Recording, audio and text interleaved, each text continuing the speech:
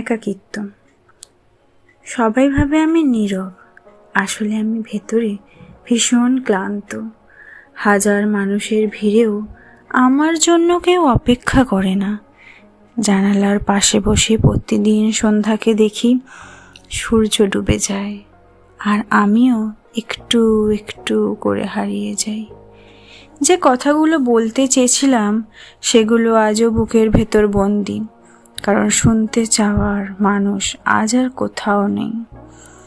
রাত যত গভীর হয় তত জেগে ওঠে স্মৃতিরা, চোখের জল নীরবে বলে একাকিত্বের একটা ভাষা আছে।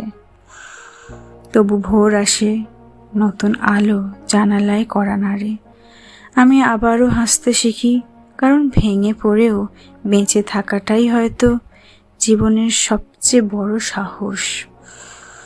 একদিন হয়তো এই একাকিত্বই আমাকে শেখাবে নিজেকেই নিজের সবচেয়ে প্রিয় মানুষ করে তুলতে।